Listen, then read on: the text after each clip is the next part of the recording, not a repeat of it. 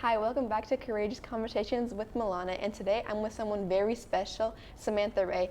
For who aren't familiar, she was on Project 16 of Project Runway. Season 16 of Project Runway, cut that out. Okay, would you like to say hi and introduce yourself a little bit more? Hello, I'm Samantha Rai. I was on season 16 of Project Runway. I'm a local designer. I've been designing for over 20 years at this point. And I mean, that's pretty much it. And I have a YouTube channel where I talk about science fiction costuming. That's nice. And she is an incredible designer. If you can't tell by what she's wearing, she has great sense of style.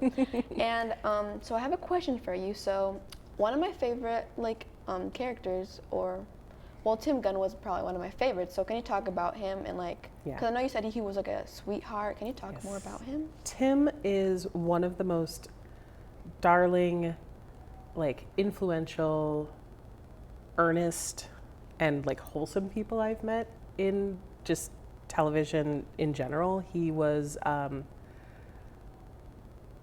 what's the word? He was really authentic. He knew all of us. He got to know all of us. He wanted to know all of us. And then, we had to go away, live our lives, and then come back for the finale. And he remembered everything. Because he was a teacher, an educator, first, before a TV personality, he's got that kind of teacher's heart and teacher's spirit. And, when you go back to school when you're an adult and the teachers that remember you are the ones that genuinely love their jobs, he remembers everybody. And he just really cared and wanted us to do our best. That's nice. He seems so sweet on camera, so it's nice to see that he's actually an amazing person. Oh, absolutely. One of the kindest people I think I've ever met. Okay, so for people who are starting to design or getting interested in sewing, what advice would you give them? Because I know that I've been interested in sewing and designing, so what advice would you give me or anybody else? I would say be patient. I know that it's really easy to give up when you're learning a new skill, especially with something that includes so many tools or machines. If you want to do machine sewing versus hand sewing, there's a ton of options, and it's really easy to kind of get overwhelmed. Take a breath, take your time. One of the things my mom taught me growing up when I was learning how to sew was be sure before you cut into the fabric, because it's really easy to see a nice piece of fabric and just want to get started, but just wait, take a breath, think about what you want to do, maybe practice on some worse fabric, and then go into the nice fabric. So once you cut it, you can't uncut it. I would also say just learn as much as you can. Pick up books, look at YouTube. If you can take local classes at different sewing places. There is a little sewing and knitting shop by my studio called Knit and Bolt. One of my favorites. They've got quirky fabrics and interesting curated yarns, and the staff are really nice and super knowledgeable. They teach classes. A lot of even Joanne Fabrics, I think, teaches classes. Michaels teaches classes, but almost any sewing shop will have some sort of class you can take. And now there's a lot more people online that are teaching virtual classes, but if you can take a class from someone who knows what they're doing, do that too. But my number one piece of, info is just be patient and keep learning. That's great advice. So I know you had a lot of friends on the show. Do you keep in touch with them, and how often do you meet up with them, and do you just have random tea times with them? Get to know each other a little bit more. Do you have that? So the last several years have been really weird because of COVID. Yeah. So the last time I saw someone in person, I think, was before COVID. I went out to LA for my 10th wedding anniversary, and so I hung out with Amy and Kentaro then. But we talked a lot online during that first 2 years of COVID. Kenya and I actually just talked maybe a month ago. But yeah, online mostly these days because I haven't really traveled a lot. I think the last time I traveled was last spring. Oh, you know what? Yeah, last spring I went to Seattle and I saw Deontay. Oh, that's nice. Yeah, so we had a nice long 3-hour dinner, and it was so good to see him because he's got a couple kids now, and he's doing great stuff out in Seattle, and just so sweet. One of the sweetest people. Yeah, I really wanted to go to Atlanta last year because I missed Kenya and then I got pregnant. So maybe next year. But yeah, the people that we all got along really well on the show. And so the people that I got along with the best, I still talk to. That's nice. I still keep in touch with them. So you've always like been into designing since like a young age. Can you talk about like how your mom reacted, how like your family reacted to you wanting to be a designer? Sure. I mean, my mom has been sewing since she was 4 years old. So there's always been sewing in my house. I was an artist from a very young age. My parents really encouraged my art. And so like I wanted to be a children's book illustrator, and then I wanted to be a comic illustrator, and then I got into fashion when I was in middle school. And after my mom realized I was serious about it, because she was like, I don't know, kids get bored with stuff. She really did encourage it. And so my like first job was making prom dresses for friends in school. One of the funny things was my mom would encourage me to do that by then making stuff for me, because I didn't have the time to make stuff for myself. So I made prom dresses for friends, and she made my prom dress. But my parents were always very, very encouraging. And so eventually, like when I started my business, they encouraged it, and they would like put money into my business and go to all my fashion shows. When I got on the show, obviously they were very proud, and would go to my viewing parties and stuff. And my mom still, now retired, like comes to my studio to hang out with my baby while I get work done, which is great. So Yeah, and we had a little chat earlier, and you said that it took you multiple years to get on Project Runway. Can you talk about why you like didn't give up and you kept trying and trying to get on the show? sure. I mean, the first time I auditioned, it broke my heart that I didn't get on. I was like, I am clearly bad at this. Like, I'm so bad. I thought I was really awesome. I'm not good. That's not true. Like, it took me a while, probably 6 months, before I started designing again, and then I ended up making one of the best collections of my career. But I realized it's just TV, and I stopped taking it personally after that. So the next time I auditioned was a couple years later, and I was like, if I get on, I get on. If I don't, I don't. So I got a second interview, and I didn't get on. It was fine. I was like, hey, that's fine. So then I auditioned again the year that I got on, but I didn't want to. I was like, I'm not doing this. I'm not gonna waste, because that application is super long, and I was like, I don't want to sit and fill out all these papers. This is going to take forever. And I think before that, they didn't let you apply online. You had to like print it out every time, and it was like filling out a phone book. So that was a very old-fashioned thing I just said. So my friend Christopher, who was on season 6, he's just like, just do it. Just apply. They extended the deadline. And I was like, oh, I really don't want to. So he's like, they haven't found anybody good. Just do it.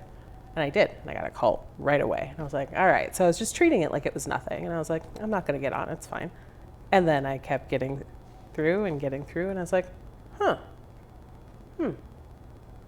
okay, this might actually happen. And then it did. And I was like, oh, I think it's because I stopped caring.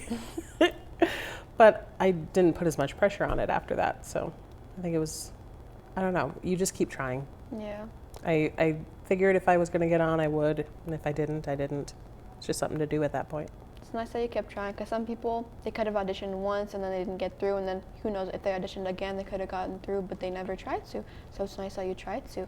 So I'm really interested in Project Runway, so I kind of trying to get nosy into that. In your opinion, who was probably the best contestant or like the best designer in the whole? On my season? Yeah.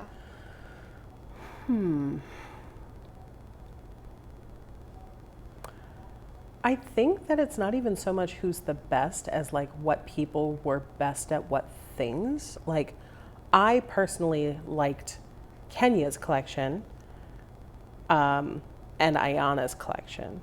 There were, people near the end that were like making stuff and whatever. I think for marketability and longevity, Kentaro's made the most sense. For I'd say for like trendiness, Brandon's was probably like the thing that was of the moment. But with his, I'd seen it before. Like that doesn't mean that it's bad. It's just like Fabio, his stuff was very similar. So like it was really edgy and cool, but I feel like there were other designers that had done that kind of thing too. And then like Botany, her stuff was so good for like West Coast, you know what I mean? Like just real airy and vibrant. Yeah, I think everybody was just kind of a niche of the thing that they were. It wasn't so much who's the best or who's the worst. It was just who's the best for the thing that they're marketing for, which I know is kind of a non-committal answer, but I don't know. Like, I feel like Kentaro definitely deserved to win, but with the way the judges judged everything, I was really surprised that he did. Yeah. So I thought it would have been Brandon because he was such a fan favorite for so long. Oh yeah, he's definitely a really strong designer. Him and Ayana. I love Ayana's everything. Oh my God, her she's outfits such are a gorgeous. boss. Like she really has a vision, and is very good at creating, designing, promoting herself, everything. But I also think Brandon had room to grow, which again, not a bad thing. He was just very young when the show started, so like, I'm sure that he's doing really interesting things right now, but. I don't know. I feel like Kentaro was the right winner for the season. Yeah. Yeah. Okay, this question you can be 100% honest. If you didn't get out for, since you got out for designing something that the model absolutely loved, which honestly was pretty unfair because the model loved it, you made her what she wanted. If you didn't get out on that episode, do you think you would have won? Or you could have won? I think I could have after seeing the challenges afterwards. And I was like, oh, that one was made for me. Oh, that one was made for me. That one was made for me. I could have done that one, yeah. Yeah. Like the one that I feel like I would have gotten cut for, I actually own that dress. Like one of my friends bought it for me. The Good and Evil challenge. That was definitely the worst thing I did. And I did not buy enough stuff. Mood is so expensive. And so like I had this idea. Tim was like, I feel like you should, maybe rethink some things. And I did, but I didn't have the ability to change my design. And my castmates were so kind. They did not want me to get cut. So they were all offering me their extras. Nothing matched. So like that definitely would have sent me home. And so I was like very confused that I followed the assignment. I did exactly what she wanted. I definitely would have worn that outfit myself, which was Nina's biggest complaint was like, I want to see what you're wearing. I'm like, I would have worn that. I have this vest at home. I made this. This is a better version of the vest that I made. I sell these all the time. But I think that I could have definitely done like really fun stuff with some of the other challenges. Like oh gosh, what was it? There was a toy challenge, I think. Oh yeah. Was it Squishables or? I think it was Shopkins.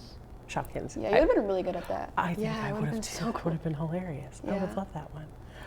And then there was the cold one, I think. I don't know. I haven't gone back and. Evil one. No, it was like they went into like a freezer or something. Yeah, they went to like a really cold or the room, cold bar. like a bar. Yeah. I have not watched it in a long time, so I don't remember. But yeah, I remember watching the rest of the show and being like, I would have killed that one. Oh, I would have done well. That would have been great. I would definitely have budgeted differently. So, I think so. And in Mood, do you remember the dog there, Squash? I remember. Oh, Swatch. Swatch, yeah. Swatch, and yeah, we didn't get to see him the day that so this is so kind. So, we didn't get to see him because he's getting older and he just wasn't feeling good that day. But I had been cut, and on the day that he was back, and my castmates actually like brought me back a little like gift bag because it was his birthday, and I still have it because it just like, I don't know. I've always loved that dog. I don't know. I just always loved the dog. Yeah. And honestly, Project Runway season 16 was actually the first season I've watched. Like I've never watched any season before, and I randomly like started at a random season. So it was like kind of a coincidence because you were on that season, and it was one of my favorite seasons, kind of because of the drama, just like a little bit. But let's not talk too much about the drama.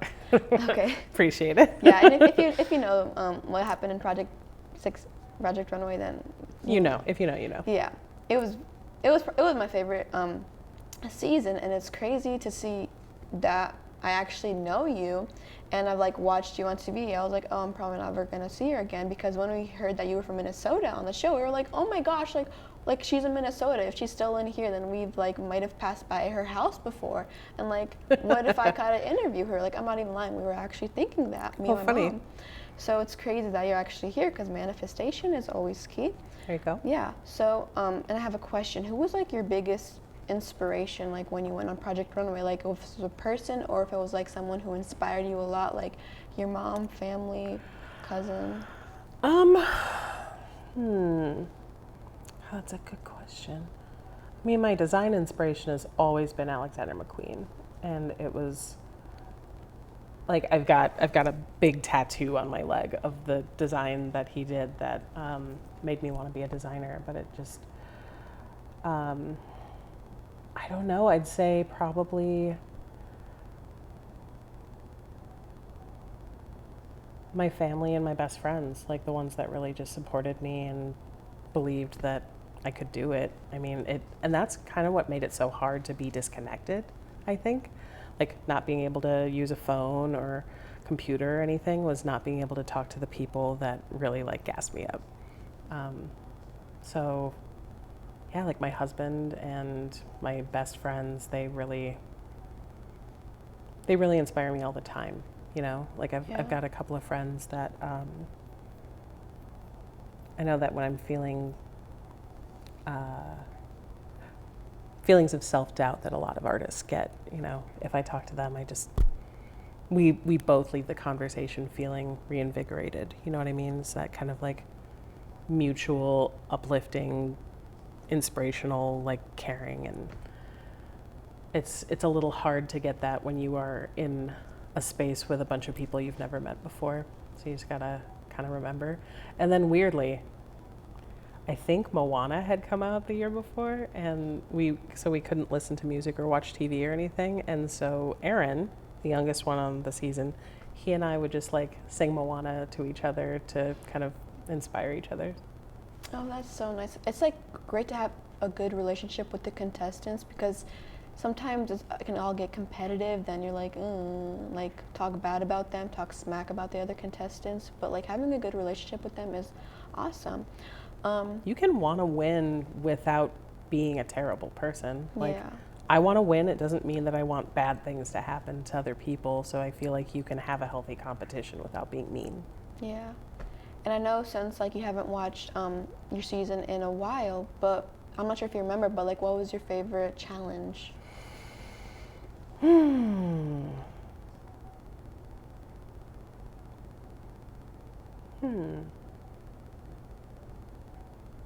I think maybe the pajama challenge, because it was like dyeing fabrics and working with like these delicate silks, and I don't know, like I really love dyeing fabrics. So, and I genuinely thought I was going to go home, but I thought I was going to go home every week because I'm my worst critic.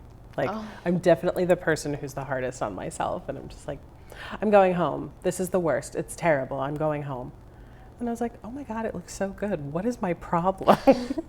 And I remember I got an email from a guy who was like, my wife is your biggest fan, and I bought her the pajamas from the auction. And I was like, that is the sweetest thing I've ever heard of in my whole life. You are a good husband. So I hope they're still married, because that was very sweet. But yeah, probably that one, because there's that little bonus of just the cute story afterwards. Yeah. Okay, and you still do design clothes, and you have your own collection. Would you like to tell the audience a little bit more about that? Yeah, I mean, I mostly just do wedding stuff. Like, I do everything, but for the most part, people come to me for weddings. I do cater to all sizes. People come to me if they want something quirky. You know, like, I'm not a normal white wedding dress type of designer. Like, a lot of my characters are queer. A lot of them have like different types of gender presentations. I've got a lot of like plus size brides. I've got a lot of like men who want to experiment with wearing more feminine silhouettes. I've got, just all kinds of different things that people come to me for because they want to just feel the most them on their wedding day. It's not about losing 20 pounds. It's not about dressing right for your mother-in-law. It's about being the most you on your big day, and that's why people come to me. So right now I'm working on a handful of dresses, but the one I'm the most excited about is a friend of, so my husband went to culinology school with this woman, and we all ended up becoming friends. Like, they know each other from school, but she and I like go to musicals together. Anyway, tall, beautiful, goth. I thought she was going to want a black wedding dress. We're doing gold celestial sun goddess. Like, I'm so excited about this dress. So that's what I'm working on right now. And then I'm also selling makeup through my website. I work with a local artist who designs the covers for them, but we put together palettes and highlighter and blush, so you can get that through my website too. But yeah, I mean, if people want stuff from me, they can definitely go to my website, which is samantharai.com, REI, and book a consultation. And I can make them beautiful things so that they feel the most them. And as I said, we did have a little chat earlier, and you do have sewing lessons, and I honestly think I might need them. So, and since right now we can't really, but do you have any advice to give me as like a beginner sewer? Yeah, I mean, my number one thing is definitely look at YouTube. YouTube has a lot of really good, easy to follow step-by-step videos. I made a playlist. Maybe I can send that to you, of just like little technique stuff, and then make your own playlists of techniques. Like, I really want to learn how to hem jeans. Why are hemming jeans, why is it different than hemming a pair of dress pants? How do I hem a skirt? How do I hem a pleated skirt? It's just kind of like picking a thing you want to learn and then looking for that specific thing. So the armpits of my hoodies have all ripped. How do I fix that? Oh, here's a bunch of videos on how to do that. So it's good, quick, and easy, but if you want hands-on, definitely look for lessons. Yeah. But which you can get through my website. Is there anything else you would like to say to the audience? Check out my YouTube channel. It's Cinema Attire. Cinema Attire. It's all one word. And I've got a couple of videos coming out. I've got a review of Sweet Tooth from Netflix. And then I did an interview with the costume designer of Sweet Tooth, which will be a Patreon-only exclusive. So if you are interested in behind-the-scenes stuff or videos with like industry people, which I'm going to start doing, sign up for my Patreon. Everything can be found just samantharai.com. That's nice. Well, that was the end of the episode. Thanks for watching.